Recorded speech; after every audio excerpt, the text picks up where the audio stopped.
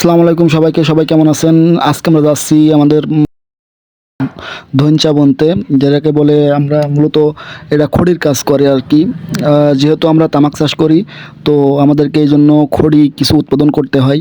এই যে জমিতে আমরা এখন ধইঞ্চা বুনবো, এই জন্য আমরা চলে আসলাম বীজ নিয়ে। তো এসে দেখতেছি যে জমির ভিতরে কিছু ঘাসপালা আছে। তো ঘাসপালাগুলো পরিষ্কার করছি, ঘাসপালাগুলো বাছাই করে এক সাইডে ফালাইতে হবে। ঘাসপালাগুলা বাছাই করে এক সাইডে ফালাইতেছি। ফালানোর পরে যেহেতু ভুঁইয়ে আইলে ঘাস থাকলে দইঞ্চাগুলো ঠিকমতো হবে না, তাই ঘাসপালাগুলো পরিষ্কার করছি। এখন পরিষ্কার করা হয়ে গেলে আমরা বীজ বুনতে শুরু করব।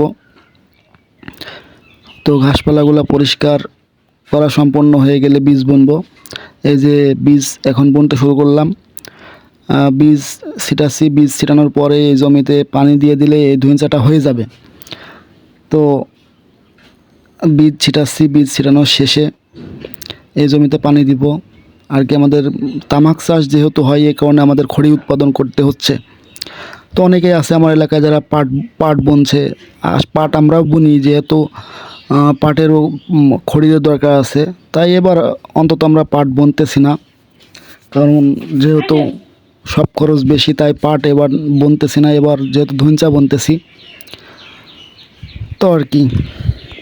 মূলত পাট চাষ না করার কারণ হচ্ছে এখন মুনিশ খরচ অনেক বেশি। একজন মুনিশের পিছনে 600 টাকা খরচ, তো পাট বুনলে তেমন একটা লাভ হয় না। এ কারণে পাট চাষ এবছরে করতেছি না। পাট চাষ এই বছরে আপাতত বন্ধ। সবাই ভালো থাকবেন, ধন্যবাদ।